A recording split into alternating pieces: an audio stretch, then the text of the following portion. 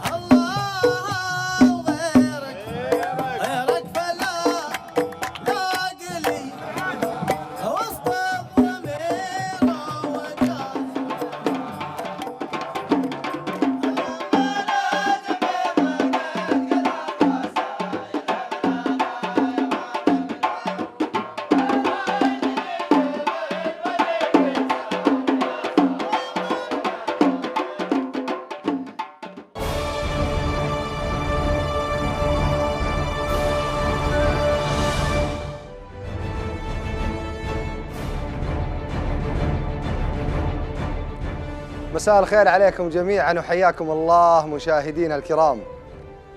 من نسائم الخليج إلى تهامة الشموخ، بصوت النهام وترديد الصفوف صار للطرب رضوخ وللأدب رسوخ، حتى تعالت الأصوات والأهازيج.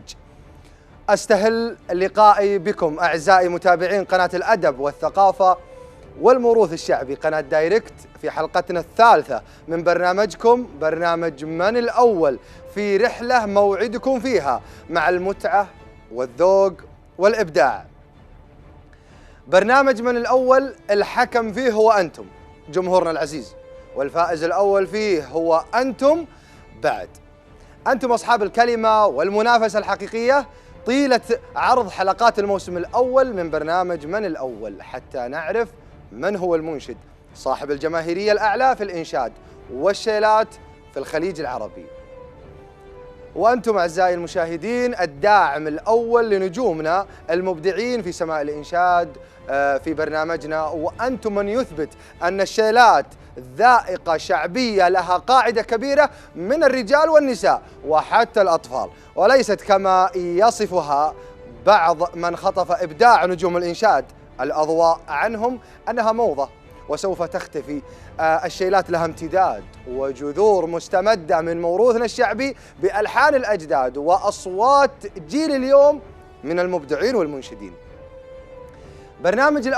برنامج من الأول اللي بيعرض لكم أعزائي المشاهدين في كل أسبوع نتائج تفاعلكم لنجومنا في مقياس حقيقي لشعبية الإنشاد ولمعرفة من يتصدر جماهيرية متذوقي فن الشيلات. اسمحوا لي قبل أن أبدأ فقراتنا أتعرف معكم بنجومنا وعلى نجومنا في برنامج من الأول.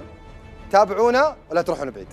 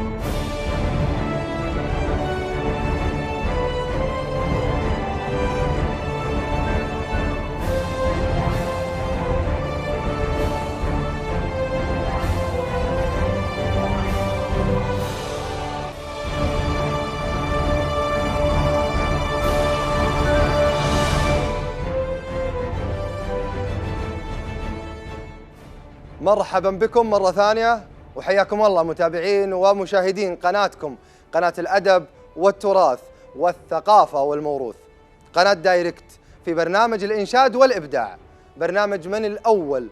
مستمرين معكم مشاهدينا في فقرات برنامج من الأول بعد أن عرفنا من هم نجومنا اللي راح يكونون معنا في هذا الموسم من برنامج من الأول. اسمحوا لي أن أقدم لكم في حلقة اليوم صوت من دولة كويت السعادة، تغنى بالسعادة حتى أصبحت له عادة واعتاد أن يقدم الأجمل في أعماله. رحبوا معي بضيف حلقتنا من دولة الكويت، المنشد فهد العيباني.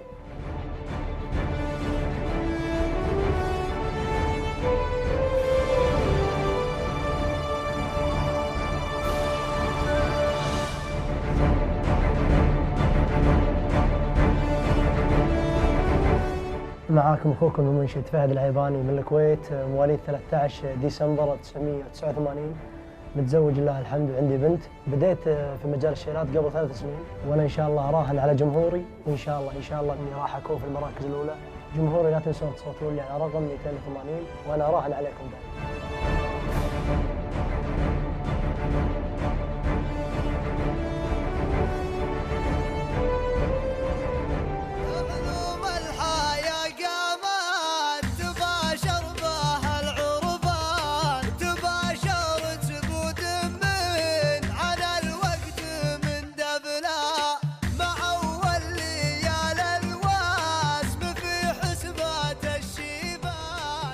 للبحارة في دولة الكويت ألوان شعبية مميزة في ألحان ترسم صورة الكويت داخل الأذهان. لماذا يبتعد فهد العيباني عن هذا اللون الشعبي في الإنشاد؟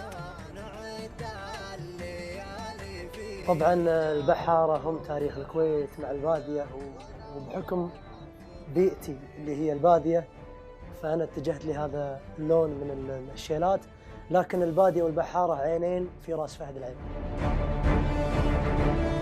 لا نادت كويت الفخر جينا وفود بالوقفة اللي طيب الله فلاها، ولا ثارت الهجم وواقفنا تزود نعصر. رسالة فهد العيباني. يا دارنا تطمني ورقي سنود، حنا الرجال اللي تعز افعالها، حنا الرجال اللي تعز افعالها. يا صباح الاحمد اقدم وحنا لك حساب، ما نخون اللي ربينا بوسط احضانها، دارنا دار الفخر. لا نادت كويت الفخر جينا وفود بالوقفة اللي طيب الله فالها، ولا ثارت الهجم وواقفنا تزود. يا هلا يا هلا يا هلا يا مهوز، يا مرحبا وسهلا مباركة. يا مرحبا والله ومسهلا. يلا حيا، تفضل. الله يبقيك يا حبيبي. تفضل استريح، نورتنا وشرفتنا، مبدع وجميل ومتألق يا حبيبي. يا مرحبا، الشرف اني اشوفك والله. الله يسعدك، شرفنا جميعا. والحين متابعينا الكرام اسمحوا لي ان ارحب وياكم بضيفنا الثاني، النجم المبدع عبد العزيز بن سعيد الشهراني.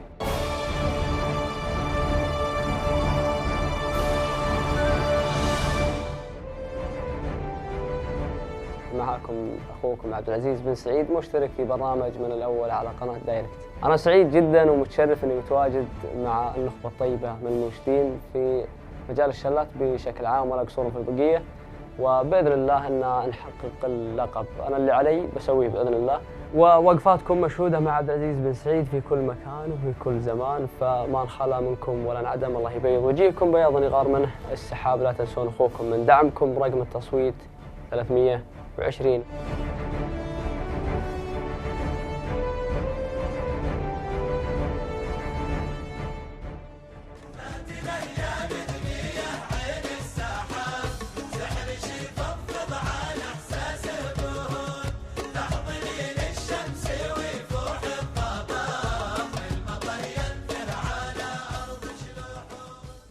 هل طموح عبد العزيز بن سعيد أن يكون سفير لتراث عسير؟ طموح عبد العزيز بن سعيد وطموح أي شخص يعود أصله إلى الجنوب أنه يكون سفيرة ويمثل التمثيل الطيب والتمثيل اللي يجمل.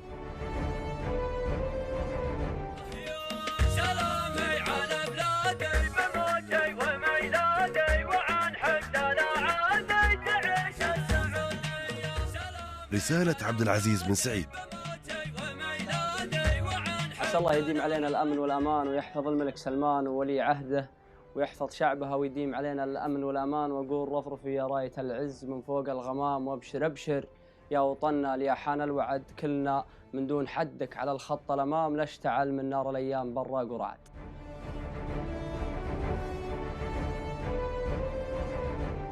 يا هلا يا ابو سعيد، السلام عليك. يا مرحبا والله ومسهلا. الله يبقيك.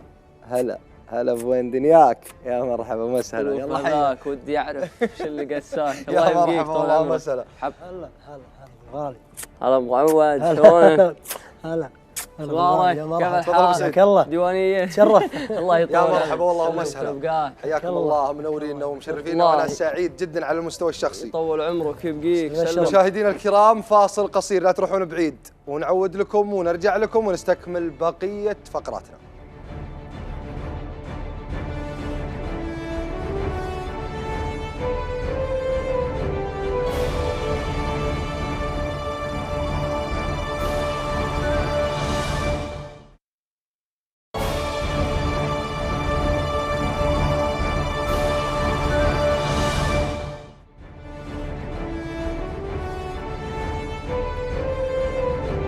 حياكم الله بعد الفاصل مشاهدينا الكرام، حياكم الله ضيوفنا. يا مرحبا، رحب بضيفنا الجميل والأنيق فهد العباني. ابو فوز، يا مرحبا بك. يا مرحبا. يلا يا مرحبا حبيبي. فيك، طال عمرك. وانا اتشرف اني اكون موجود في برنامج يضم نخبه من المنشدين، يا بعد راسك. وسعيد بتواجدي مع اخوي الغالي عبد العزيز. عبد العزيز بن سعيد، يا يا مرحبا. مرحبا ومسهلا. الله يبقيك. منورنا. الله يطول عمرك. طبعاً. منور بهذا الاستوديو والمحل والمكان ومصر كلها. يا بعد راسي. وانا سعيد والله اني متواجد الليله معك يا ابو تركي ومع ضيفنا الطيب اللي من ديرة طيبه نحبهم ونغليهم. جميل. أنا والله على المستوى الشخصي سعيد أول شيء بمشاهدكم الناس وبهالحلقة اللي تضمكم، لأنه والله العظيم إني أتشرف بمعرفة كل واحد منكم. الله عاد يرحمه. عبد العزيز أنا ما يحتاج. بأن ما يلزم. الله يطول. فهد والله إني أتشرف به. إحنا عندنا في بداية كل حلقة قبل ما ندخل في الملفات الساخنة، والمشاهدين عارفين هالآلية، وأنتم أكيد إنكم قد شفتوها. يا سلام. اللي هي اختبار التركيز. إحنا بنبدأ الحين معك يا فهد في اختبار التركيز، نعرف من خلاله مدى تركيزك ومدى جاهزيتك للملفات اللي بنفتحها وللنقاش وللحوار والأسئلة. مستعد الشيخ؟ هيا تعال. توكل. يا ولد. توكل على الله. تفضل. طبعا عندك كذا محاولة، محاولتين ثلاث. لما تخطي في محاولة دقيقة لا تبدأ، لأن نعطيك بس اخذ التكنيك بس. خذ راحتك. كل محاولة تغلط فيها حيكون في سؤال من الجمهور، من جمهورك نطرحه عليك. فبالتالي توكل على الله واستعن بالله وابدأ وانطلق. عبد العزيز طبعا أنت الحين جالس تاخذ ايش؟ نشوف الأخطاء ونتفاداها. روح أبو فوز.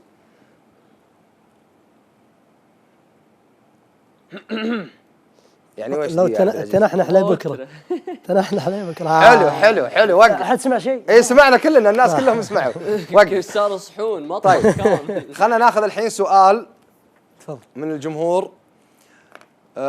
هذا ماجد الرشدان المطيري نعم.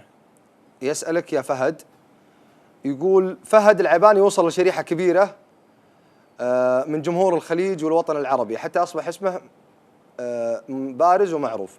هل سبق، سؤالي له يقول، هل سبق أن اعتذرت عن أداء شيلة لضعف الكلمات؟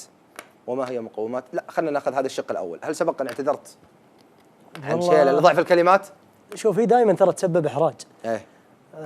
لكن أكيد لأن راح العمل مو بس لي أنا، حتى للشاعر. جميل. فالعمل يعني على قولتهم له نجاح للشاعر وله نجاح لي أنا. حلو. فشيء أكيد إذا ما جاز لي أو النص أكيد راح أبدي تعليق عليه. فيمكن يعدل، ومرات والله نسبب إحراج. يعني قد رفضت أنت عمل؟ أي مرات رفضت. حلو. جميل. طيب نشوف المحاولة الثانية يا أبو فوز. الله يستر. شد حيلك وركز. هو في واحد لا يخزني أنا بس. ايش معك؟ ما بلا واحد معك.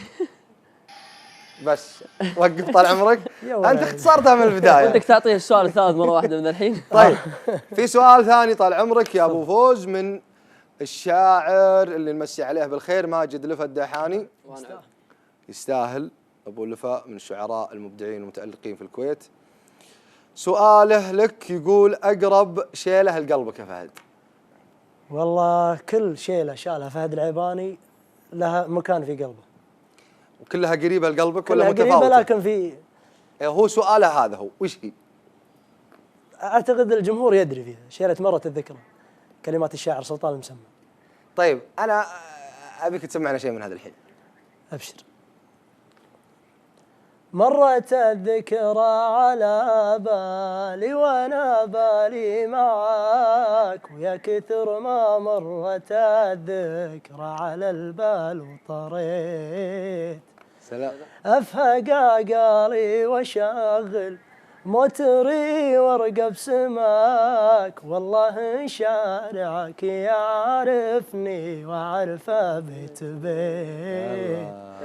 اقول ما في خاطرك لا يشغلك عني حياك، دامني في وجهك الخمر سرحت وما ضويت، دامني في وجهك الخمر سرحت ما ضويت. الله عليك الله عليك الله عليك يا ابو فوز، الله عليك. صوتك صح صوتك، الله يعطيك. تفضل استريح. لا انت بيض الله وجهك، عرفنا مدى تركيزك ومدى وصلت للنص. باقي له محاولة. زين. احنا عندنا محاولتين. محاولتين هي؟ قم ورنا تبي ثالثة ما قم تجي. ورنا جيدك انت. بسم الله الرحمن الرحيم. احنا ليش قلنا عندنا محاولتين لثلاثة عبد العزيز ولا يهم من يسمعوا الكلام هذا موجه للمشاهدين بعد؟ سلامت. لين تفضل عبد العزيز اللعبة. طبعا ليش؟ لانه احيانا صارت من الحلقة اللي راحت مجرد ما تاخذ هذه على طول تلمس بالغلط، فاحنا نقول من ثنتين لثلاثة. طيب عبد العزيز انا تكفيني محاولة واحدة.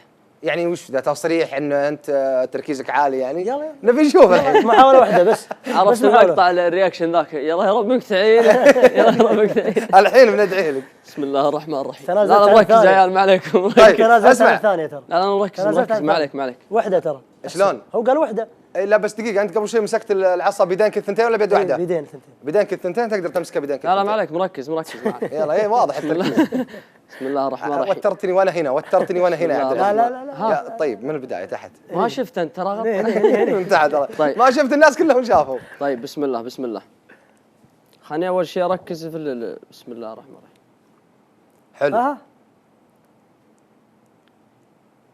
انتم حاطين حيله يا ولد، تدري ايش؟ ايه عاكسين الاضاءه في القزازه. عبد العزيز هذه اعذار ولا ايش يا عبد العزيز؟ ما هي باعذار يا حبيبي. والله يا اخي. لا لا لا. وش الحال تركيز يا عالي ما شاء الله يا ابو لا، لا، سعيد، لا. ما شاء الله ما شاء الله. فهد ايش حالك؟ صدق جايب وحدة انت شكلك تعلم عليها قبل شوي. اصبر. وين وصل؟ بسم الله الله وصل ما الرحمن شاء الله. ايوه ما شاء الله تبارك الله. وقف. قل ما شاء الله يا ولد. طيب فيه عندك سؤال الان من تفضل. احد الجمهور، حساب اسمه جاز. يقول هل عبد العزيز بن سعيد هل شهرته والقاعده الجماهيريه اللي اكتسبها اثرت بعلاقته الخاصه من ناحيه صداقاته، وكيف يتعامل مع المشاكل اللي تصير بحياته بسبب الشهره؟ طيب خلينا ناخذ الشق الثاني اللي هو اوضح ومهم بالنسبه طيب. للمشاهد وجمهور عبد العزيز. اسلام. كيف تتعامل مع المشاكل اللي تصير بحياتك بسبب الشهره؟ من ناحيه ايش مشاكل؟ من ناحيه المشاكل بشكل عام اللي تتعرض لها بسبب الشهره كيف تتعامل؟ يعني الاحراج، المضايقات، الفهم الخاطئ لعبد العزيز بن سعيد في بعض الاحيان من الناس العوام او من الناس اللي فهموك غلط. والله شوف المعامله على حسب المشكله اللي حاصله، عرفت؟ يعني ناس فهموك غلط براحتهم. انت قدمت الشيء اللي عندك ولا انت مجبور انك تبرر. يعني انت تشوف الشيء هذا صح وقدمته، ما انت مجبور انك تبرر لا ان هذا صح وان هذا ما ادري، لا خلاص. حلو. فعلك للشيء هذا دليل ان الشيء هذا صحيح وانك مقتنع فيه. ممكن احيانا انه يحصل خطا، والخطا وارد، واذا خطيت ماني نبي. يعني انت يعني انت تقول انا اتجاهل، يعني جوابك انه تتجاهل. ما هو تجاهل بمعنى الكلمه تجاهل، لكن ان كان فيه خطا بين فاقول لك انا ماني بنبي، كل واحد يخطي ويصيب، لكن اذا كان فيه شيء ما اعتبره خطا. انت وش فيك الحين؟ انت ما فهمتني ليش يا اخي صل على النبي. لا علمني. ممكن لا تخليني مقيد انا ممكن فهمني. اسمع اقول لا هي يعني. المشاكل مش الفهم الخاطئ، هي المشاكل اللي تصير بسبب الشهرة في حياتك كيف تتعامل معها؟ المشاكل بشكل عام. مشاكل من ناحية ايش؟ المشاكل. العلاقة الاجتماعية ولا من ناحية ايش؟ خذها بجميع مسمياتها، المشاكل اللي تصير لك سواء مضايقات، سواء إحراج، سواء فهم خاطئ، أيا كان، سواء ضغط نفسي لأعمال، ضغط نفسي مع علاقات متوترة. أنا أتعامل معها بمقولة يا طويل العمر السلامة، يقول اقبلونا كما نحن أو اتركونا كما نحن. ممتاز. فلا أنتم تملكون حق تغييرنا ولا نحن نملك رغبة التبرير. الله الله الله. لا أنتم تصفقون، ما نسيت. يعلم الله. جميل جميل طيب يا أبو سعيد. طيب خلينا نشوف المحاولة الثانية. ها؟ اللي وصلت له قبل شوي كافي. أبغى أتعدى جابر الحكماني. بسم الله الرحمن الرحيم.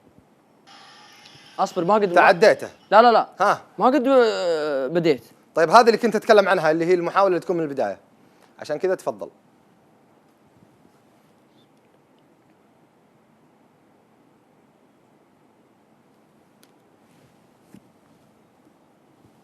والله تركيزك عالي يا أبو سعيد، ما شاء الله تبارك الله. والله انك تكلمت اول مره وصقعت وتكلمت مره ثانيه وصقعت. عشان كذا قول ما شاء الله. ما شاء الله تبارك الله. وعشان كذا عندك سؤال. خلاص خلاص يا ابو سعيد، خلاص يا مسلم. طيب عندك سؤال الان من حساب مش واضح معنا بالضبط، لكن يقول هل واجهت استغلال لشهرتك، انه في ناس يتقربون من عبد العزيز بن سعيد لهذا الغرض لانه مشهور ويتقربون؟ هل واجهت هذا الشيء فعلا؟ اكيد كل شخص يواجه، ما هو بس عبد العزيز بن سعيد، كل شخص يواجه، بس واجهتها بقله. يجيك واحد بن سعيد مرحبا والله انه ما يهناني النوم لين اسمع صوتك. جميل. ولا عرفت؟ أيه؟ يقول لك اي حاجه وعارف انه نصاب، بس انه يبغى شيء، لكن سلك وسبحان من يله. جميل جميل جميل. يا مرحبا يا مرحبا. الله يا يطول مرحبا. عمرك. تفضل ابو سعيد استريح. طيب بعد ما شفنا وياكم فقرة التركيز وفقرة اختبار التركيز وفقرة الارتباك من ضيوفنا المبدعين فهد العيباني وعبد العزيز بن سعيد، الآن اسمحوا لي مشاهدينا الكرام أن نعرض تقرير يحمل اسم ما نسيناكم. هذه فقرة عبارة عن لمسة وفاء يقدمها فريق عمل قناة دايركت ويشكرون عليها لكل الشخصيات العظيمة الذين رحلوا وتركوا بصمتهم بيننا من أعلام في الشعر ومن أعلام في الساحة الأدبية بشكل عام. الآن نترككم فقرتنا اليوم مع اسم عظيم في ساحة الشعر النبطي في الكويت وعلم من أعلام ساحة الشعر النبطي والأدب في دولة الكويت، الراحل المغفور له بإذن الله تعالى حمد العزب. اترككم مع هذا التقرير.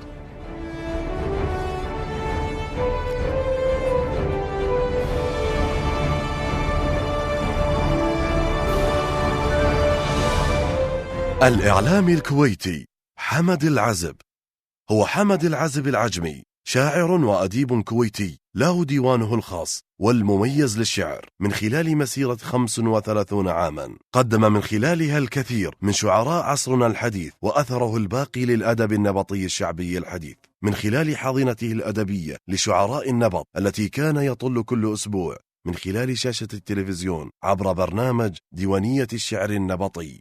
كانت بدايته رحمه الله مع الإعلام سليمان الهويدي في برنامج اسمه لوحات شعبية في عام 1972، والذي يوثق العديد من القصص التاريخية، واستمر في المشاركة في لوحات شعبية حتى جاءت انطلاقة برنامجه الشهير ديوانية شعراء النبط في شهر مايو من عام 1977، وكانت برعاية كريمة من المغفور له بإذن الله الشيخ جابر الصباح.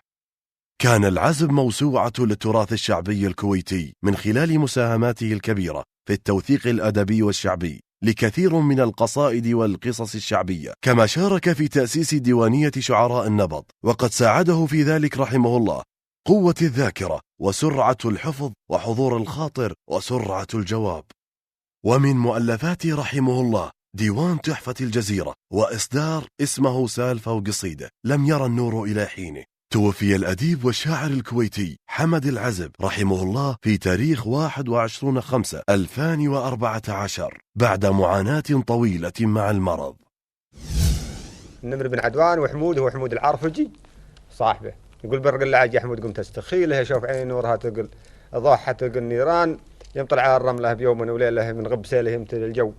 غدران حشاش قل السبيلة عاود ربيع بلادنا مثل ما كان عسى بلاد البدو تبقى محيلة حتى يجون البدو عاقلين الأضعان ويعطيهم البلقى بوسط السبيلة ويعطيهم النقرة على 7 أركان. يقول اصبر على ما جاك من وقتك اللاش وخلك على الشدات راعي عزايم واخفض ضرر وياك تبديه للواش يشناك عند الناس قاعد وقايم وارفق على المال الذي منه تعتاش خله على العازات ينفعك دايم. وهو اللي يقول الولد العطاب قالوا من خواله بالخوالي سال قبل الوالدين. هذا بيت مشهور وراعيه معروف، راعيه المرحوم راشد بن الذيب، راشد بن الذيب العجمي. جاسر الجبور السبيعي له قصيدة يقول جينا من الصمان زيزة متاهة على صيعريات صغار خفاف عمريت جيناك من قلعة النية على 10 ضمر كلهن رداف. وصدقوني يا اخوان اي واحد من هذه الاسره الكريمه اسره ال سعود انه يمثل اللي قبله.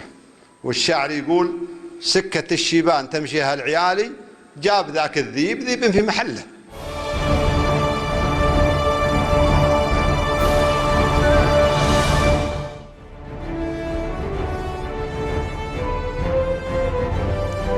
طبعا رحمة الله عليه الإعلامي الكبير والراحل حمد العزب من ضمن الأسماء الكبيرة واللي كان لهم أثر كبير في ديوانية النبط والخيمة الشعبية والساحة النبطية للشعر في دولة الكويت. اسم الحقيقة اسم عملاق، والمبادرة اللي الأخوان قاعدين يعني يقومون عليها في كل حلقة يشكرون عليها. لا من الحلقة الماضية في الراحل فيصل الرياحي ولا الحلقة هذه حمد العزب، عسى الله يغفر لهم أعلام وعظماء فعلا.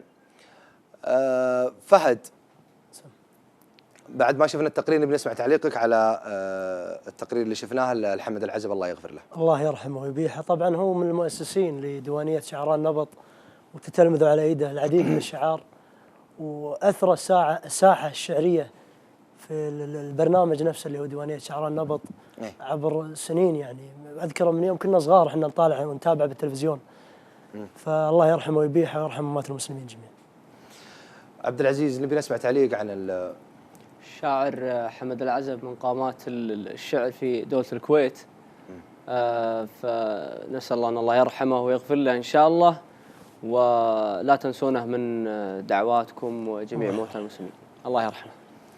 الحقيقة احنا مهما قلنا في شخصية مثل شخصية حمد العزب أكيد أنه ما راح نوفيها حقها، لأنه حتى عندنا في السعودية يعني كان أثره وكان تأثيره وكان أدبه وشعره وشخصية حمد العزب واصلتنا، فبالتالي عسى الله يغفر له ويغفر لجميع أموات المسلمين. طيب احنا علشان ندخل احنا بناخذ الحين على سؤال وبعدها بنطلع فاصل، ولكن قبل ما نطلع الفاصل خليني اروح لك فهد. فهد، تفضل. ايش السر في اغلب اعمالك مع ماجد الدحاني، ما دام ان قبل شوي كنا على ذكر ماجد الدحاني؟ طبعا ابو سلطان من الشعار المميزين يعني، ومثل كل الشعار اللي تعاملت وياهم وتشرفت اني تعاملت وياهم، لكن يمكن سبحان الله توفقت في اول شيله وياه. فهو يعني بدايه النجاح، وانا اسميه صديق النجاح. طبعا كل الشعار اللي تعاملت وياهم هم اصدقاء للنجاح، لكن بالتاكيد هو البدايه على قولتهم. ابو لفا يستاهل. طيب عبد العزيز، تفضل. في اسئله كثيره للامانه لكم كلكم، لكن انا ما ودي ان نسردها كلها. ودي نسمع منكم انا اليوم عشان اكون معكم صريح شوي، عشان نكون في الصوره وحتى المشاهدين. انا اليوم مستمتع بتواجد اصوات مثل هالاصوات اللي قدامي، لا ابو سعيد ولا انت يا ابو فوز. فانا ودي اكنسل اغلب الاسئله ونسمع، لكن خلونا يعني نقفل محاورنا بقد ما نقدر ونستمتع ونقضيها اليوم شيلات واصوات وطرب. طيب عبد العزيز، طموح عبد العزيز بن سعيد ظهر للساحه من خلال شاشه اعلاميه قدمته للجمهور. ايش العمل اللي يتمنى يقدمه عبد العزيز في الاعلام ويعطي فيه الفرصه للاخرين يقدمهم من خلاله؟ قدمتك شاشه وقدمتك منصه يا عبد العزيز ووصلت لمرحله معينه. يا سلام. ايش اللي يعني المنصة اللي تتمنى أنت تسويها وتقدم من خلالها الناس اللي كانوا مثل عبد العزيز في بداياته؟ منصة تلفزيونية أكيد، أو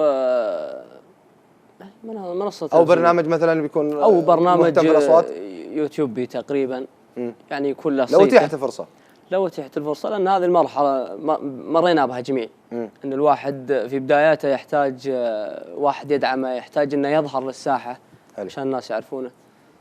فإن شاء الله أنه يصير عندي قناة إن شاء الله وأطلع كل موهبة بإذن الله. طيب عانيت أنت في الظهور عبد العزيز؟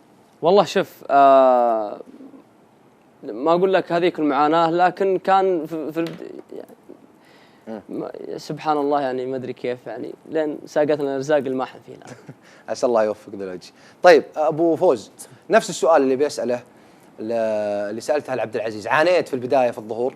شيء أكيد يعني، كل المنشدين أنا أتوقع ويمكن أجزم أنه عانى في البداية. بالبداية طبعا أنت عارف، على ما توصل اللي أنت وصلت له طبعا بفضل الله سبحانه وتعالى والجمهور اللي وصلوك لهذه المرحلة ولهذا المستوى، وتطمح بالمزيد. لكن أكيد شيء صعب، البداية دائما صعبة، والأصعب أنك تحافظ على جميل. المكان اللي أنت وصلت له. جميل جميل. طيب الحقيقة أنا على المستوى الشخصي متشوق وودي أسمع، وأنا أدري أن المشاهدين نفس الطريقة، لذلك احنا بنطلع فاصل قصير. متابعينا الكرام لا تروحون بعيد، فاصل قصير ونرجع لكم ونسمع من ضيوفنا ونجومنا عبد العزيز بن سعيد وفهد العيباني. خليكم قريب.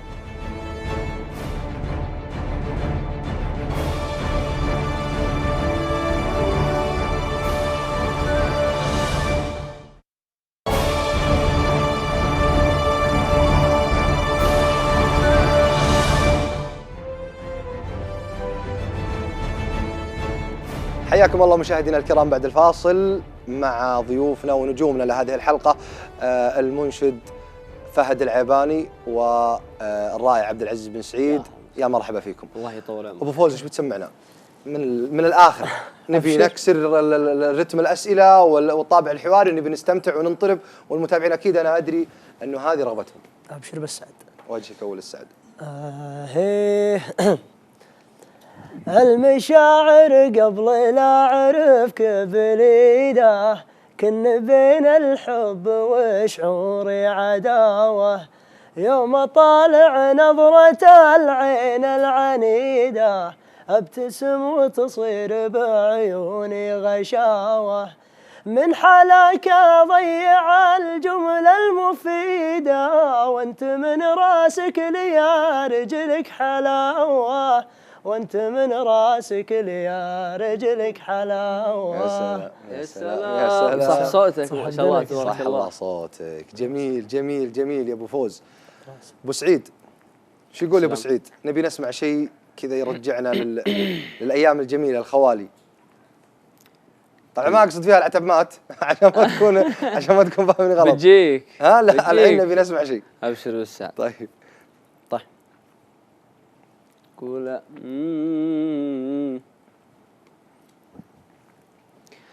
يا غايبة ماني مثل ما تظنين، ما علموك أخباري وما دريتي، انهرتي والله وذقت الأمرين، يا سلام، مثل انهيار الاتحاد السوفيتي، يا غايبة يا غايبة ماني مثل ما تظنين. يا سلام يا سلام يا سلام، صح الله صوتك يا ابو سعيد. ابو فوز، ايش يعني لك لقب صوت حمران النواظر؟ طبعا ونعم ونعم في مطير وفي جميع القبائل بشكل عام أكيد. لكن ايش يعني لك هذا اللقب صوت حمران النواظر؟ والله ان شاء الله اني انا اكون قده، لان اللقب هذا كبير، وطبعا ونعم في القبائل كلها، لكن اللقب هذا يعني لي الكثير، وهذا شرف اعطوني اياه الجمهور وان شاء الله اني بحافظ عليه. وانت تستاهله والله يا تستاهل. فهد، وانت مقدم. تستاهله، مبدع وصوت تستحق والله ان يشاهد ويشار لك بالبنان. طيب ايش تعني لك الالقاب بشكل عام؟ تعني لك الشيء الكثير للالقاب؟ يعني شوف اي شيء من الجمهور اكيد يعني لاي شخص، فاي شيء يجي من الجمهور شيء يعتز فيه. وبالعكس احنا بدون الجمهور هذا احنا ما راح نكون متواجدين، او ما راح نكون متواجدين في هالمكانه هذه. صحيح. فاكيد اي شيء من الجمهور انا اعتز فيه. جميل. سواء لقب، حتى الانتقادات انا احب اسمع الانتقادات. يعني شوف الالقاب هي عباره عن ان قاعدين يعني يعطوني شيء جيد او شيء حلو. والانتقاد هم يعدل من اللي انا قاعد اسويه، فالانتقاد واعطاء والالقاب شيء جميل انا اعتقد. حلو، جميل. طيب ابو سعيد، نفس السؤال انا ودي اسالك لانه يهمني برضه، اللي هو ايش تعني لك الالقاب؟ وهل قد اطلق عليك لقب ورفضته؟ والله شوف الألقاب حاجة جميلة تميز الشخص. لما تقول الحاجة الفلانية مرتبطة بالشخص هذا، بس أحيانا يكون فيها زي ما تقول تحيز مرة، عرفت؟ يعني خلاص اسم كامل معتمد على شخص واحد، عرفت؟ الكيان هذا ودي توضح ذي ابو سعيد اكثر. يعني أقصد من ناحية لما يكون فيه يعني ما أنا ودنا نخصص يا أخي، لكن لما يكون في واحد، لا بشكل عام عادي، أنت تقصد مثلا بشكل عام كيان كامل يمثله شخص واحد، الكيان هذا متواجد فيه أكثر من مبدع. فهمت. عرفت؟ طيب عشان نوضح بالمشاهدين، أنت تقصد مثلا لما يكون صوت آل فلان مثلا أو أيوة. صوت الدولة الفلانية، يا سلام عليك. أو فنان الدولة الفلانية، أنت ضد هذا الشيء. يا سلام عليك، بحيث أنه يكون فيه خصوص للشخص هذا وفيه مبدعين ومنافسين مع الشخص هذا. جميل.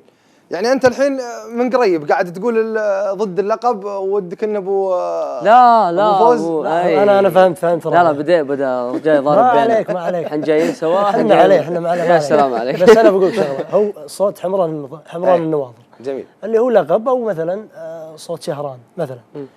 بالعكس هو لما يجي من الجمهور انا ما اطلقت اللقب على نفسي. فخر واعتزاز. أكيد. شيء يعني لك وشيء اكيد انه في مبدعين في مطير، عندنا منشدين مبدعين، حاتم الشاطري، غزاي بن سحاب، حمود الشاطري، وما ابي انسى بعد منشدين مبدعين. جميل. فما عليكم زود، فانا ما ابي اقول يعني مثلا او انا اطلقت اللقب، هذا اللقب من الجمهور، اي شيء من الجمهور انا اعتز فيه. وصح لما الشخص يطلق اللقب على نفسه، ايوه هذا احنا ضده اكيد. يا سلام. بالضبط. اللقب من حق الجمهور. جميل. طيب دام انكم الحين اتفقتوا علي، لا احنا وياك، انا قاعد انقل اراء الناس وقاعد انقل وجهات انظارهم، وقاعدين نتكلم نطرح مواضيع بشكل عام ونشوف يعني اساسا يعني نظرتك لها ونظرة ابو سعيد لها. دام انكم اتفقتوا علي، نبيكم الان تتفقون في دويتو، تسمعون لنا شيء دويتو بينكم الحين. يعني عشان اتفقنا افتبر. نعم بالضبط. لين داهمنا الفراق. طيب ايش حابب ابو فوز؟ كيفك؟ ايش في خاطرك؟ تبينا ندندن يلا. قول وترحل صرختي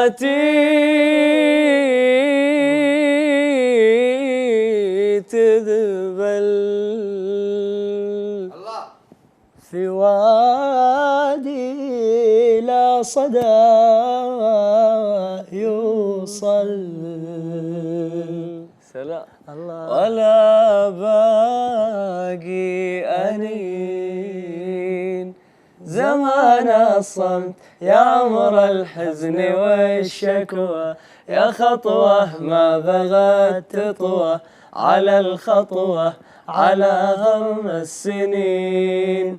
حبيبي يا حبيبي يا حبيبي حبيبي يا حبيبي، كتبت اسمك على صوتي، كتبته في جدار الوقت على الوادي على لون السماء الهادي، على الوادي على صوت السماء الهادي.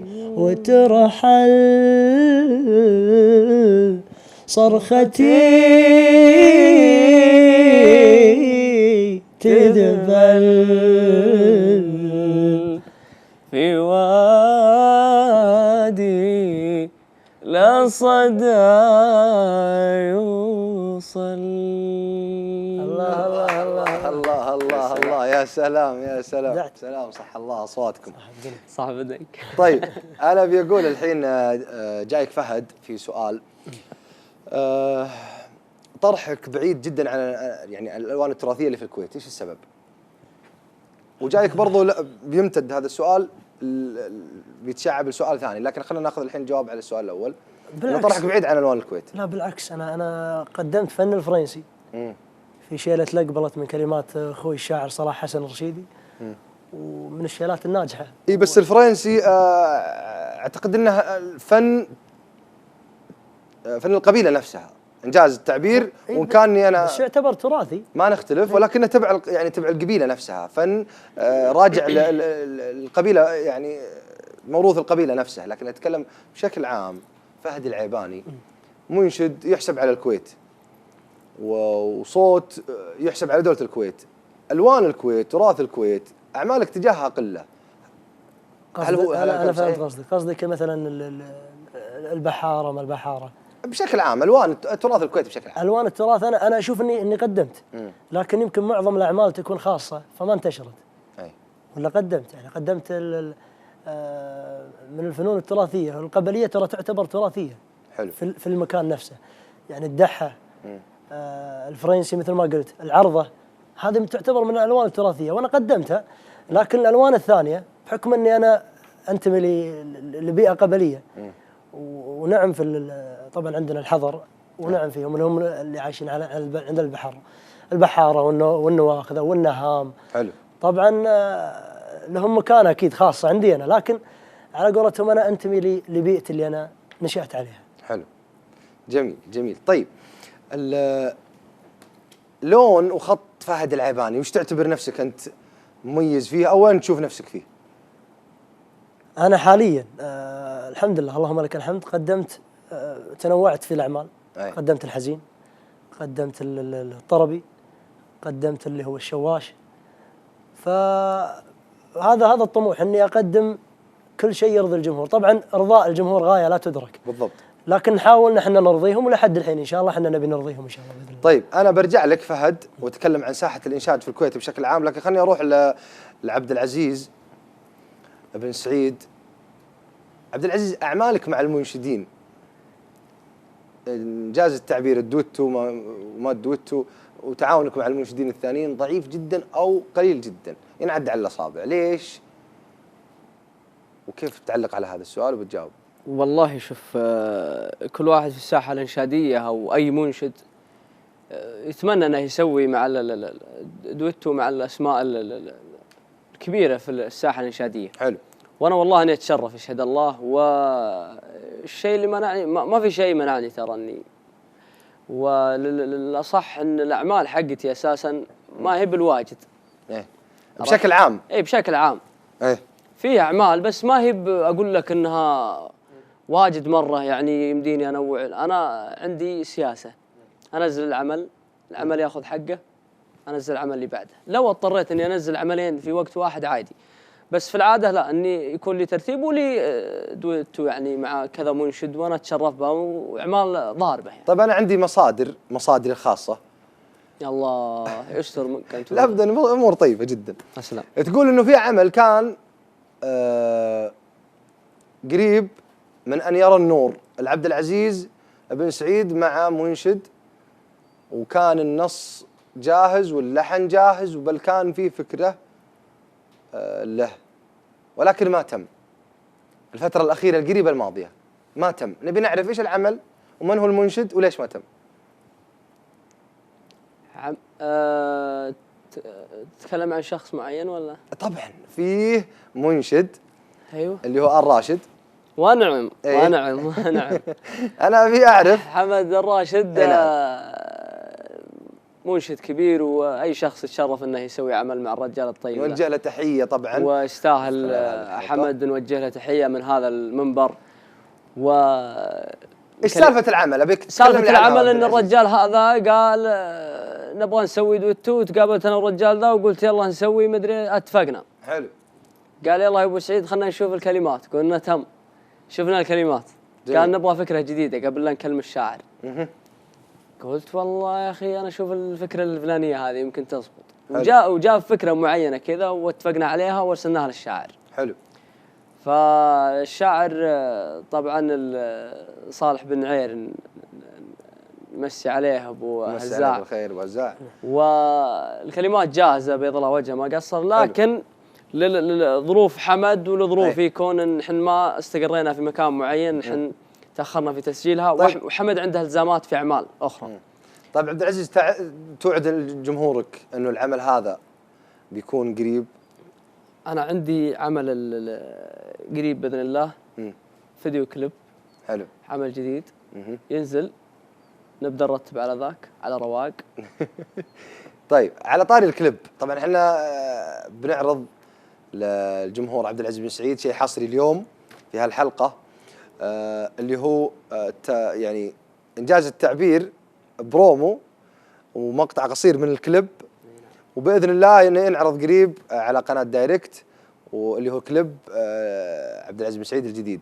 اخترت مسمى ولا ما اخترته؟ والله شوف، هو الاسماء طرحت كذا اسم على تويتر. ايه. وشفت انه تشتت، يعني لو اختار انا لحالي واستشرت الشاعر واستشرت ناس يعني لهم خبره. حلو. فكثرت اللي يقول لا هذا ولا هذا، فنزلت تصويت على تويتر. حلو. بين 4 أشياء بغيت اقول وزدت الشقا والحزن بغيت اقول وزدت الشقا والحزن رحب بي. حلو. ودموع النقا. جميل. فوقع اختيار الأغلبية على بغيت أقول. هذا آخر عهدي بالتصويت. حلو. على بغيت أقول. اعتمدت بغيت أقول عملك الجديد عبد العزيز ولا لا؟ والله شوف، هو المشاهد يعني يبقى له التقدير والاحترام، وهذا يبقى يعني أنا ديمقراطي.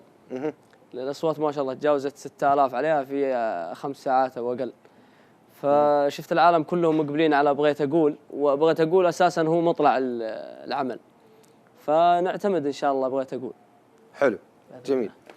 طيب عسى الله يوفقك، احنا ننتظر هذا العمل على أحر من الجمر. هو إن شاء الله إن شاء الله. الموعد المحدد اللي طبعاً هو في المونتاج الآن، الموعد المحدد الخميس القادم. حلو. يعني وإن شاء الله أن هذا الكلام ما يكون حجة علينا، يكون حجة. لا شوف، أنت ترى محاسب على كلامك هذا. إن شاء الله الخميس الجاي جمهور عبد العزيز بن سعيد حاسبوه لو ما نزل العمل بغيت أقول. الخميس القادم لو ما نزل حاسبه. إذا ما حال بيننا وبين هذا العمل ظرف. عموما أنت طلقت يا أخي يمكن ينفجر الجهاز وتصور. لا إن شاء الله ما يصير ولا تضيع الذاكرة. إن شاء الله ما يصير الخير، إن شاء الله كلنا ننتظر عملك عبد العزيز بإذن الواحد. طيب فهد، قبل شوي كنا نتكلم عن الساحة الإنشاد وعن الألوان في الكويت وإلى آخره، أبغاك تتكلم لي عن الساحة الإنشادية في الكويت، كيف شايف تواجدها ما بين دول الخليج، وفرصة أن يظهر منشد كويتي جديد للساحة، هل هي صعبة ولا لا؟ وكيف بشكل عام شايف تواجد الساحة وتواجدك أنت فيها، الساحة الكويتية الإنشادية؟ شوف، عندنا بالساحة الإنشادية مبدعين. وطبعا في منشدين معروفين، خالد الشلية، جابر بن صبح، نايف الهوياني، مالك العنزي، عبد الله الصبرة. وفيه اسم إن شاء الله أنا راهن عليه بإذن الله، هو المنشد عبد الله البرازي، من الأصوات الجميلة جدا. فمن ناحية هذه، من ناحية الأصوات اللي موجودة عندنا. والسؤال الثاني اللي قلت عنه، أن تشوف فيه صعوبة. مثلك عارف يعني ما شاء الله الجمهور السعودي جمهور كبير، فمو نفس الجمهور الكويتي من ناحية الشيلات. الجمهور السعودي ما شاء الله يعني يسمعون الشيلات بصورة أكبر. جميل. فالكويت عندنا شوية يعني الحمد لله قاعد يصعدون يعني في استماع الشيلة. جميل. طيب وحنا الأسماء اللي ذكرتها كلهم ونعم، لكن أنا أتكلم حاليا فهد عن قوة الساحة الكويتية، لسه ما وصلت للذروة ولا وصلت، يعني خلينا نتكلم بشفافية. الساحة الكويتية تحمل فيها أصوات، ما نختلف أكيد إنه فيها أصوات جميلة جداً، لكن أنا أتكلم لك عن إنه ليش في فن الشيلات ما وصلوا لذروتهم، ما وصلوا لقمة توهجهم، خصوصاً إنه إحنا اليوم معنا منشد رائع جداً وصوت جبار مثل فهد العيباني. فأنا أتكلم عن الساحة الكويتية، الوصول من خلالها في الإنشاد صعب وشحيح شحيح انجاز التعبير، يعني حتى قبل شوي اللي عديتهم نوجه لهم تحيه كلهم ونتمنى لهم التوفيق، لكن برضو في شح في مجال الشيلات في الساحه الكويتيه للانشاد. ليش؟ هل ما هو الفن هذا ما هو بدارج، ما هو منتشر، ما هو مقبول في الكويت؟ لا بالعكس، حاليا قاعد يصعد صعود تدريجي ولله الحمد، وله يعني جماهيريه. في منشدين عندنا في الكويت لهم جماهيريه حتى برا الكويت. حلو. فهذا دل على ان الشيلات قاعده تصعد عندنا في الكويت صعود تدريجي اللهم لك الحمد، وان شاء الله توصل لذروتها ان شاء الله باذن الله. جميل جميل. طبعا الكويت دائما سباقه ومغن للادب والفن بجميع الوانه، فبالتالي احنا نستغرب وننتظر منها الكثير. وللتذكير الفائز بالمركز الثالث في جائزة الملك عبد العزيز في فن الشيلات المنشد عبد الله الطواري، مسي عليه. مسي عليه بالخير ونوجه له تحيه. وهذا يدل فيه يعني اكيد ما هي بسيطة، ولكن انا مثل ما قلت تحتاج اكيد، ولكن انا مثل ما قلت اني اقول لك ارجع واعيد وازيد، الكويت دائما منتظر منها الكثير. طيب عبد العزيز، احنا نبي نسمع منك عمل بلاي باك. طيب ابشر. ايش تبي تسمعنا عبد العزيز؟ ما يحتاج نقدم يعني باقي فيها سؤال ذي. يلا ايش تبي تسمعنا عشان المشاهدين يعرفون، ولا انا عرفت خلاص من نظرة عيونك؟ خلاص. لكن وش تبي تسمعنا؟ العتمات. العتمات. جميل. بسم الله. تفضل ابو سعيد. تسلطن يا ابو سعيد. الله يطول عمرك.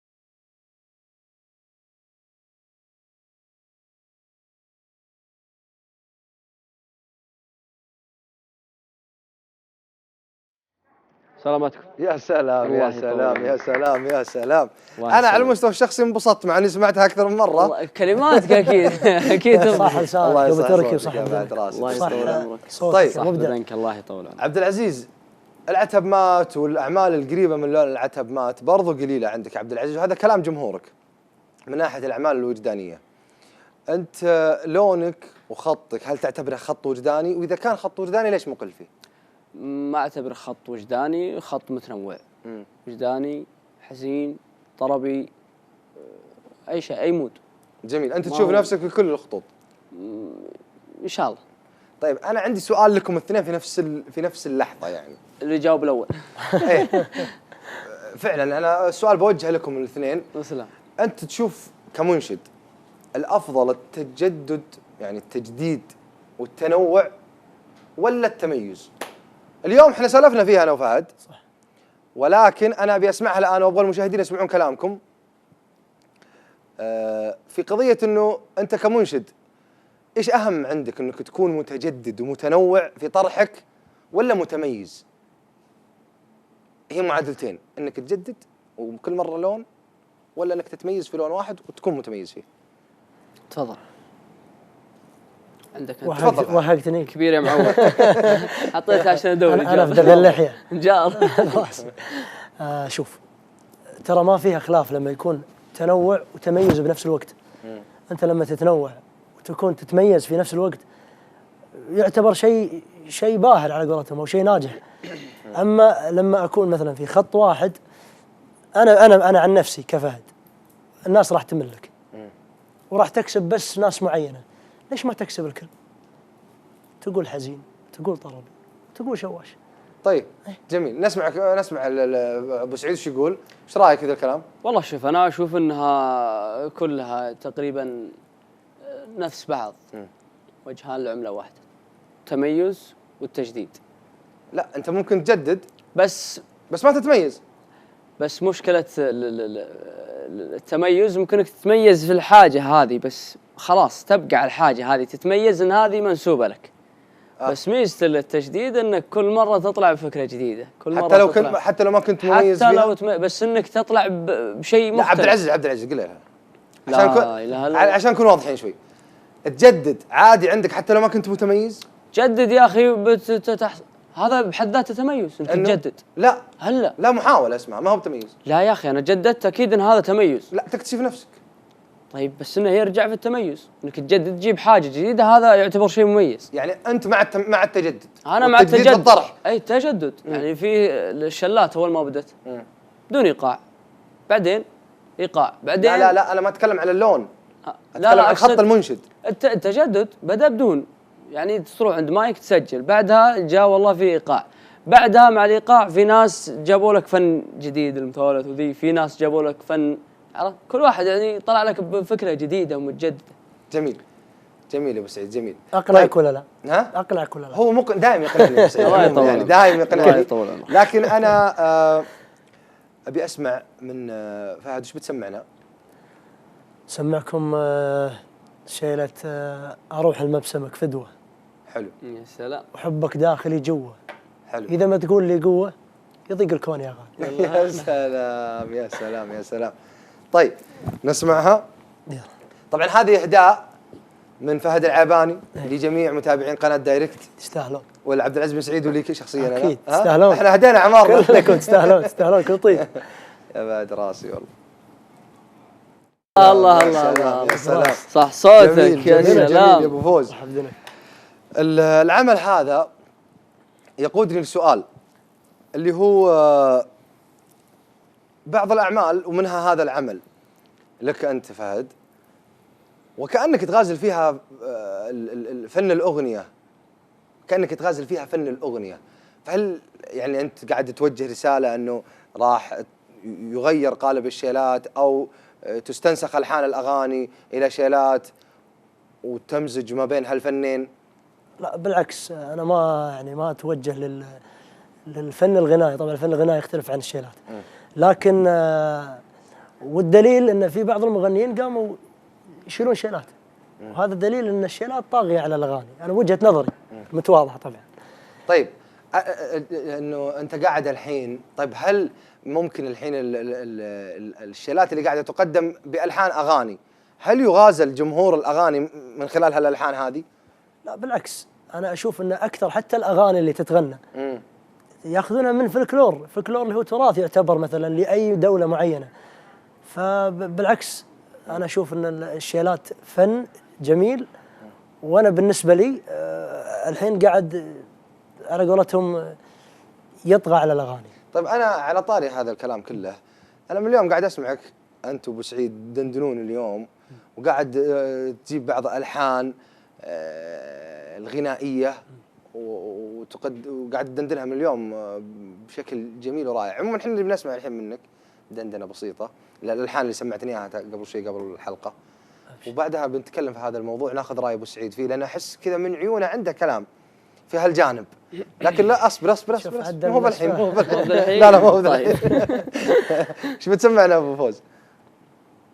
نبي كذا شيء دندنه. شوف في شغله دائما دندنها. حلو. اللي يقول ما انت فاهم يغلى من مر بعيوني، عاشقك سلم امره للغرام، شفت فيك العمر يا القلب الحنون، من عرفتك وانا عايش في ايام، انسى هالعالم ولهم يزعلون، ما عطيت اليوم غيرك اهتمام، عجزت عيوني على غيرك تمون، ما عرفت انطق لي غيرك السلام. يا سلام يا سلام يا سلام ما شاء الله تبارك جميل جميل جميل. الله يصح صوتك. صح بداك عبد العزيز، نبي نسمع رايك عن الكلام اللي قبل شوي قلنا. انا ما راح اخليها تمر مرور الكرام. ما تنسى انت يا اخوي. لا ما انسى ما انسى. والله نسيت السؤال الصدق. لا شوف بعض الالحان في الشلات والاغاني. لا الالحان لبعض الاعمال الانشاديه اللي قدمت بقالب غنائي كلحن وكتوزيع والى اخره، هل المستهدف هنا جمهور الغنى؟ انت كمنشد تغازل جمهور الغنى علشان تكسب شريحه جديده وانتشار واسع لما تقدم لهم عمل بلحن وبتوزيع غنائي بحت، ولكنه هو شيء في نهايه الموضوع؟ انت تغازل مين هنا؟ تغازل جمهور الغنى ولا ما جاء في بالك هذا الشيء يعني؟ لا انت تبغى تطلع بس انه يعتبر لون من الوان فن الشلات فقط. بلحن غنائي بحت. اللحن مو بشرط انه يكون انك اذا لحنت انه يكون غنائي. تكلم لنا عن هذا يا عبد العزيز كيف؟ يعني انا ذا الحين طلعت في ناس كثير يبغوا يعرفون الجزئيه. طلعت بشيء غنائي كذا، مو شرط انه يعني ان اي شيء غنائي خلاص منتسب للاغنيه، حتى فن الشلات يعني فيه ابداع، فيه موالات، فيه الحان وجدانيه غنائيه، بس ما تعتبر ان اي لحن يطلع في الشلات انه لحن يعني طربي او غنائي انه خلاص ينسب الاغاني او انك تغازل المجال هذا. لا ابدا. حلو. ابدا. طبعا تختلف يعني انا اقول لك الاغنيه طبعا اوركسترا والات موسيقيه والشيلات ايقاعات والات بشريه. جميل. لا احنا نتكلم عن اللحن بس. اللحن بشكل عام يعني في الانشاد في الشلات في يعتبر مغنى هو كله يعني شيء رسمي رئيسي اللي مرتبي ابو سعيد. الله يطول عمرك. طيب انا ابغاك تسمعنا شيء الحين ابو سعيد. طيب اشتحنت للجنوب. ها؟ اشتحنت للجنوب.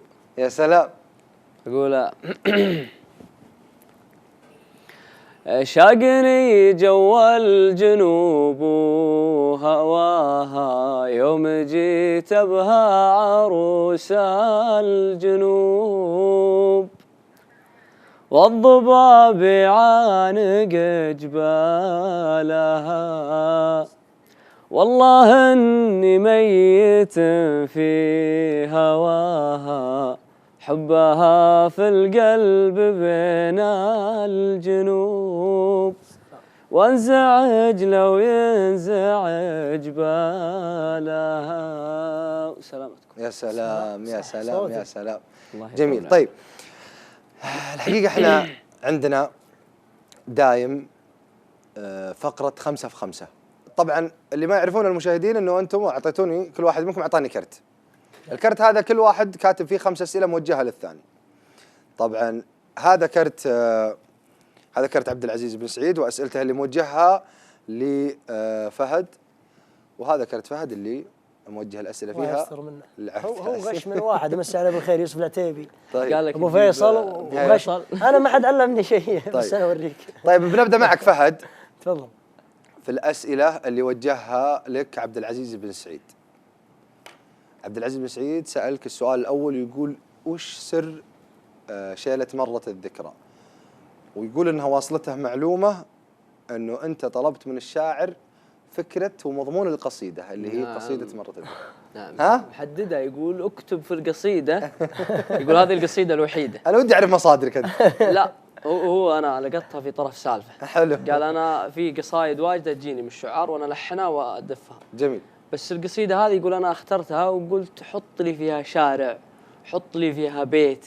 الله. قلت ها تعال الله هنا. طيب نسمع ردك يا أبو فوز. القصيدة هذه من كلمات الشاعر المبدع سلطان المسمى، أمسي عليه بالخير. نعم. أبو سارة يستاهل. طبعا الفكرة جت مني أنا كلمت سلطان. حلو. وقلت له سلطان أبي جو القصيدة اللي طلعت في الشيلة. ايه. يعني أنت اللي فعلا قلت أبغى التفاصيل هذه كلها تذكرها. اي نعم. جميل. طيب عبد العزيز، فهد سألك سؤال أيضا، يقول لك ماذا يعني لك نادي النصر السعودي العالمي؟ العالمي. بين قوسين العالمي. أنت نصراوي؟ أنا سألتك سؤال. هو قاعد يسألك. ما يصير أسألك سؤال تسألني سؤال. إيه. والله شوف، نادي النصر نادي عريق ونادي كبير وله بطولاته وله صيته. والعالمي ايش الرجال ذا العالمي يلا العالمي يلا حاتني. طيب. فالنصر له جمهوره العريق وله محبينه وله كيانه العظيم وله التقدير والاحترام. لكن والله انا رجال ميولي هلالي الصدق. يعني اجابتك على السؤال انه قال وش يعني لك نادي النصر؟ تحترمه وتقدره، نادي عظيم. نعم كله كل التقدير والاحترام. وانا جميل. على فكره ترى انا هلالي بعد. انت هلالي؟ جميل. طيب قول وش يعني لك الهلال وتدخلنا في لازم نهك يا معود. ايش حقه معود؟ طيب عشان نكمل فقره 5 في 5 برضو عبد العزيز سألك يا فهد سؤال ثاني، يقول فهد العيباني لاحظت قله ظهورك في مواقع التواصل الاجتماعي مثل السناب والانستغرام، ما هو السبب؟ نعم يا فهد العيباني، هذا سؤال عبد العزيز لك. طبعا الكل عارف السوشيال ميديا هو المنبر الاعلامي الاول. صحيح. لكن انا عن نفسي لو بصور سناب شنو بقول رحت مكان الفلاني رحت. الجمهور يبي مني الشيلات. فانا احس انا واحد من الناس احس ان اذا كثرت تصوير ورحت وجيت وهذا يعني ما ارتاح للشيء هذا. ولا بالعكس يعني انا الجمهور احترمهم. حلو. واكيد انا احب اني اتواصل وياهم. لكن شويه مقل لهالسبب هذا. جميل. طيب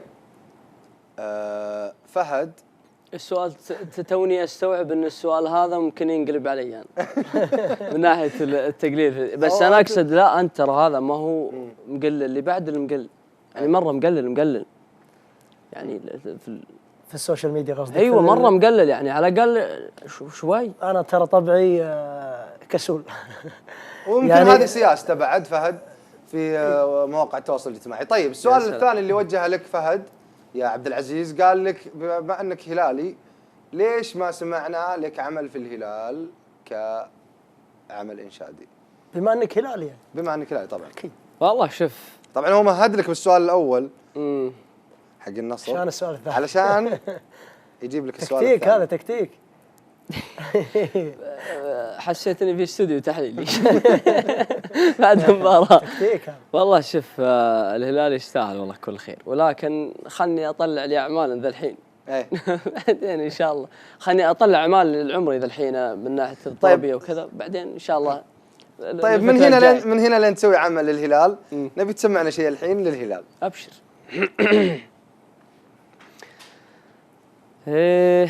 غنوا لهم يا الشقردية محد على صوتكم عالي، غنوا فخار يا الهلالي يا هلالي يا هلالي يا هلالي.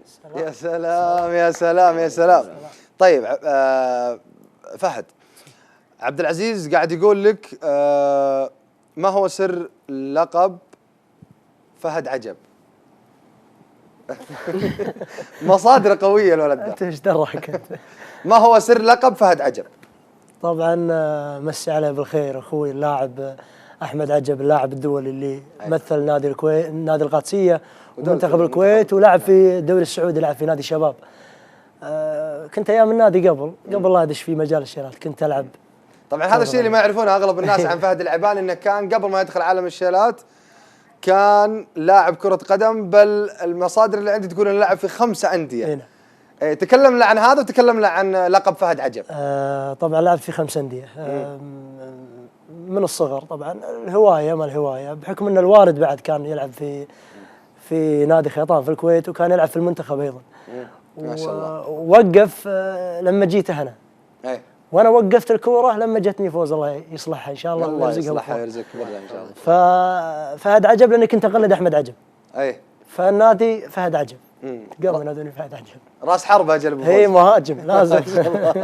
طيب عبد العزيز يقول لك فهد، ما هو طموحك في مجال الشيلات؟ وانت بتوصل في هالخط الى وين رايح يا عبد العزيز بن سعيد؟ يقول لك فهد العباني هذا السؤال.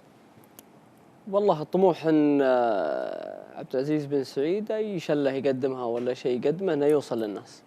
حلو. طموح اي شخص في المجال هذا. جميل. ان اي شيء يسويه عبد العزيز شله وعمل انه يوصل للناس. والله شوف ابو سعيد، انت مبدع وكل اعمالك واصلتنا وكل اعمالك واصله الناس. الله وجميل حضورك، جميل في الساحه. الله يسعدك. ولا يهون يعني ابو فوز مبدع وكلكم والله اعمالكم واصلتنا واعمالكم نرددها. طيب فهد يقول لك عبد العزيز وصلتني معلومه انك مزاجي في تسجيل الاعمال، صحيح الكلام هذا؟ وكيف؟ شفت الالتفاته شلون؟ ايه السؤال هذا.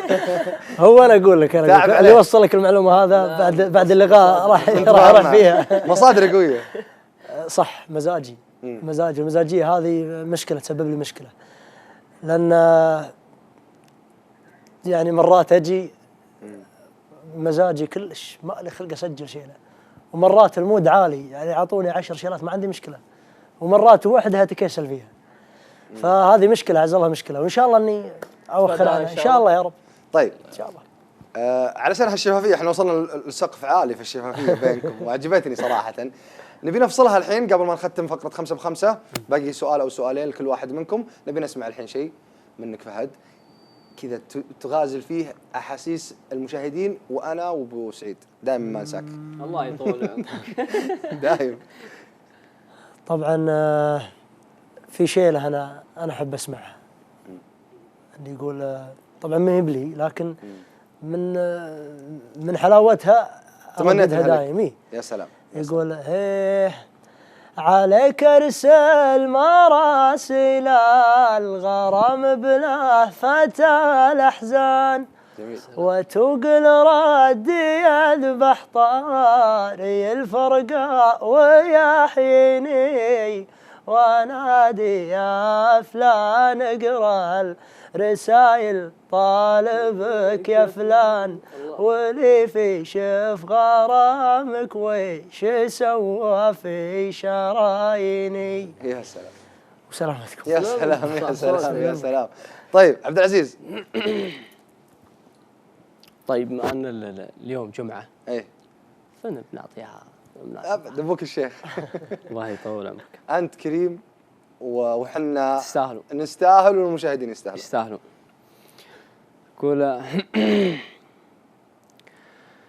اللي سار ليلة الجمعة وعلى ولا عز الله، الليلة تفرقه دروس وعبر، الله يسهل خطا رجله ويغفر خطاه، من يوم شفته وانا دار ان عنده خبر، لو ما استباح العيون اللي بكت في رجاه ما ضاق صدر الرياض وضاق صدر الخبر، واللي سار ليلة الجمعة وعلى ولا هز الله الليلة فراقه دروس وعبر، اللي سرى ليلة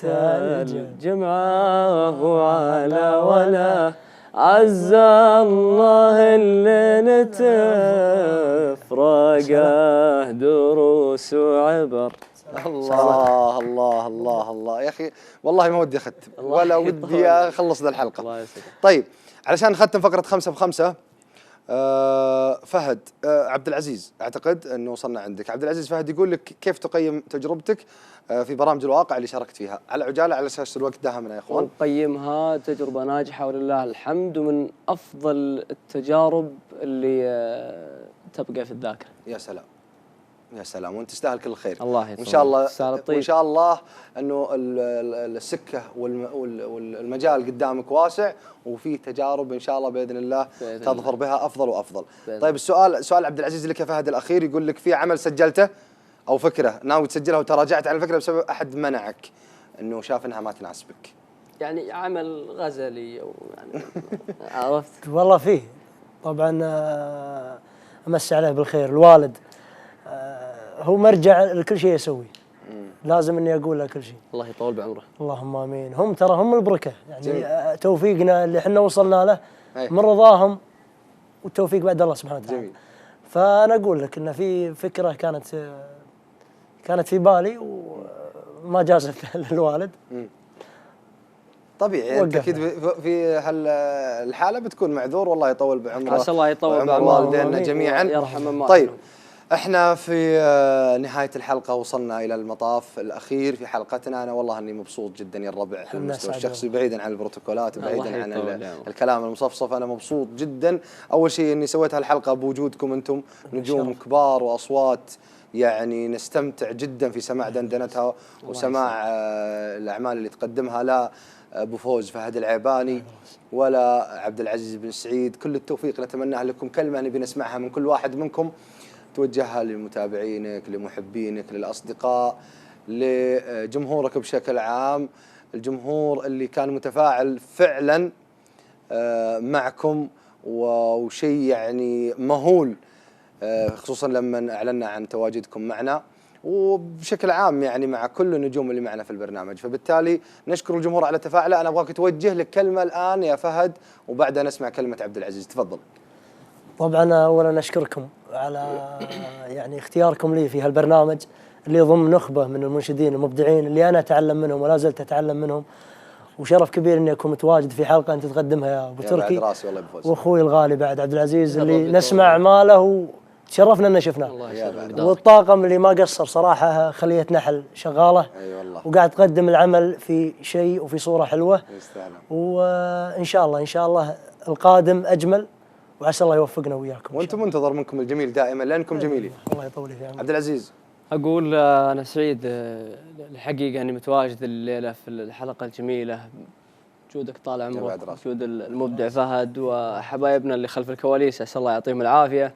واقول للجمهور الله يبيض وجيهكم بياضا غار منها السحاب، وقفاتكم دايم الدوم معي تجمل ومشرفه. يعني الاخوان يوم اعلنوا التصويت ف من كثر ما يرسلوا لي التصويت 320 قلت ان الشات معلق. هذا والله من طيب رؤوسهم، وان شاء الله ان نكون قد الهقوه ونقدم الشيء اللي يرضي الله ثم يرضيكم، وعسى الله يجملنا ان شاء الله في ذا الموقف وفي غيره. انتم مجملين دايم، وانا اشكركم على تواجدكم اليوم.